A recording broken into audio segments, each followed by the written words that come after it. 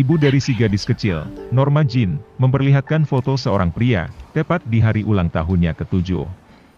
Norma lahir pada 1 Juni 1926. Pria dalam foto itu adalah ayah Norma Jean yang belum pernah dia temui sejak dilahirkan.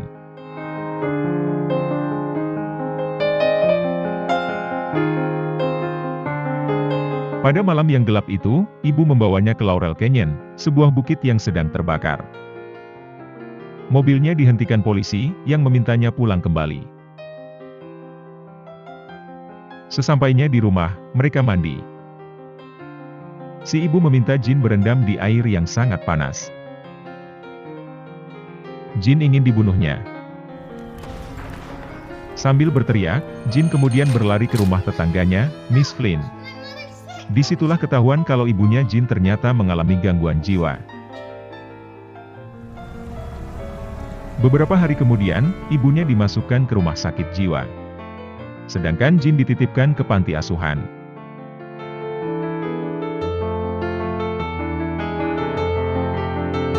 Pada usia 16 tahun, Norma Jean bertemu dengan seorang fotografer ketika bekerja di sebuah pabrik selama Perang Dunia Kedua. Dia memulai debut karirnya sebagai pin-up modeling yang sukses.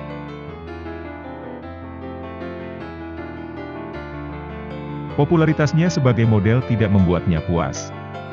Dia merambah ke dunia film, dengan nama Marilyn Monroe, lewat kontrak film jangka pendek.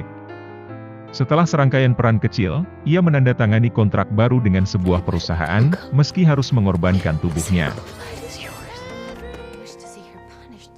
Proses audisi untuk peran Nell, di film Don't Bother to Knock yang diikutinya, tidak berjalan lancar. Meski begitu, sutradara tertarik dengan aktingnya. Kemudian Jean ikut mendukung film tersebut.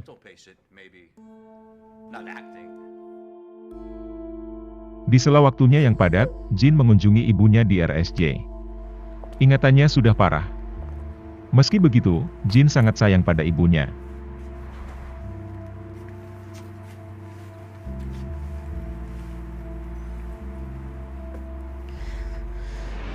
Karir akting Marilyn mulai menanjak setelah membintangi film Niagara, tahun 1953, film yang fokus pada aura seksualnya. Marilyn Monroe menjadi simbol seks terpopuler. Disinilah dia bertemu dengan dua aktor muda, Charles Chaplin Jr. dan Edward G. Robinson Jr., atau yang biasa dipanggil Cass dan Eddie. Mereka terlibat dalam hubungan poliamori. Media massa pun menulis keakraban ketiganya, yang bahkan bisa meruntuhkan image sang aktris. Sang manajer mengingatkannya, namun Jean tersinggung. Hubungan poliamori berjalan terus hingga Marilyn mengandung anak dari Cass. Dia begitu bahagia, tapi juga begitu takut akan adanya kemungkinan mewarisi penyakit gangguan mental dari ibunya. Cass setuju jika pada akhirnya Jean memutuskan untuk melakukan aborsi. Namun, di saat-saat terakhir, dia hendak membatalkan. Tapi, sudah tidak bisa dihentikan. Usai itu, dia memutuskan hubungan dengan Cass dan Eddie. Lepas dari hubungan dengan Cass dan Eddie, Marilyn bertemu dengan Joe DiMaggio, seorang mantan atlet. Jean alias Marilyn Monroe bilang, ingin lebih serius mendalami akting dengan meninggalkan Hollywood, dan pindah ke kota New York.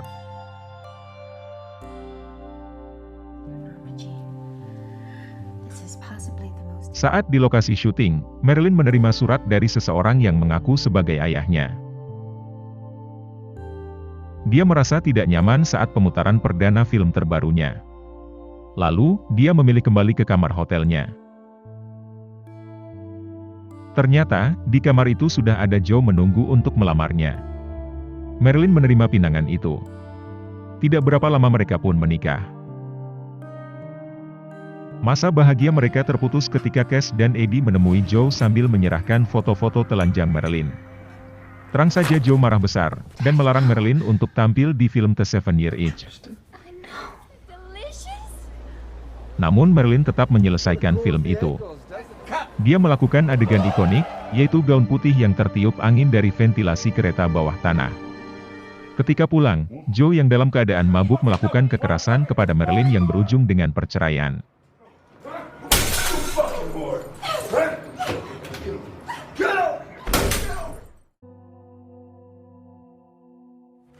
Marilyn mengikuti audisi pementasan Broadway berjudul Magda. Semua pengunjung audisi kagum dengan performanya, kecuali Arthur Miller, penulis naskahnya.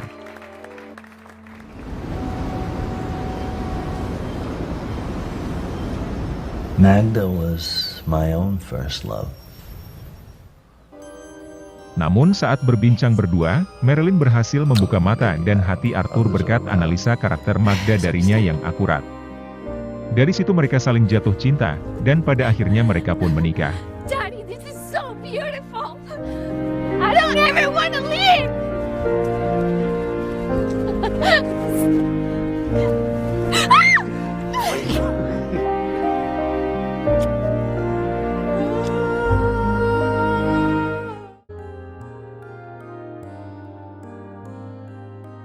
Hidup Arthur dan Marilyn tak terlalu bahagia, namun kebahagiaan Marlene sebenarnya adalah punya anak.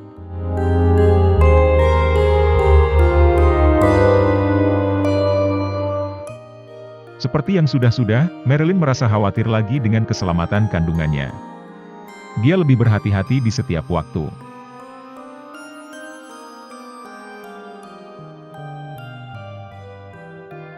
Marilyn sebenarnya lagi malas menemani teman Arthur yang datang bertandang.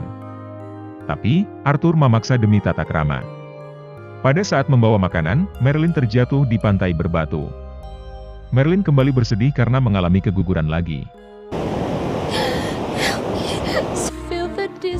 Merasa putus asa, dia kembali ke dunia akting.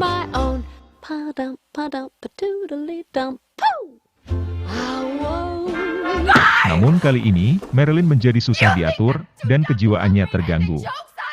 Dia tidak senang dengan perhatian dan komentar media tentangnya, sehingga membuatnya sering marah-marah di lokasi syuting.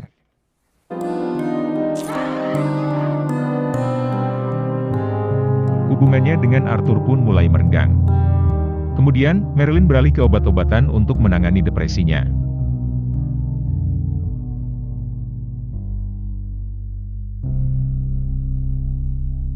Sebagai simbol seks, tubuh Marilyn sangat menggairahkan.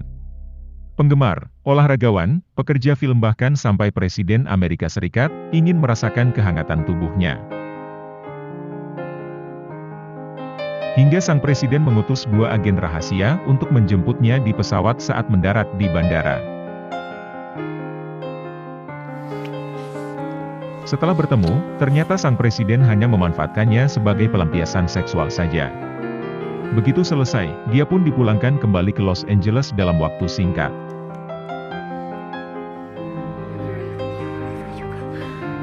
Halusinasi Marilyn semakin parah dengan semakin seringnya dia menenggak minuman keras dan obat-obatan. Dia bahkan bermimpi diculik dan melakukan aborsi lagi. It's Eddie G. Cass is dead.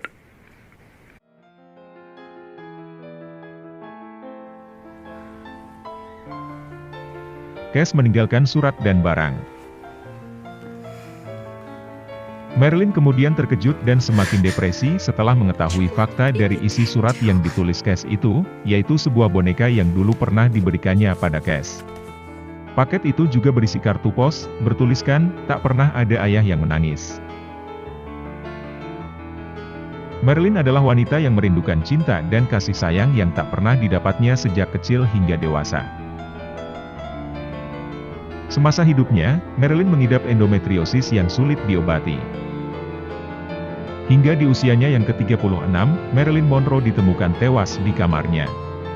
Kematiannya dikaitkan dengan politik, lantaran dia terlalu banyak tahu. Konon, kematiannya diatur oleh Kennedy, Presiden Amerika Serikat. Bunuh diri atau overdosis. Yang pasti Marilyn Monroe alias Norma Jean meninggal di ruang sunyi, di tengah ingar-bingar dunia.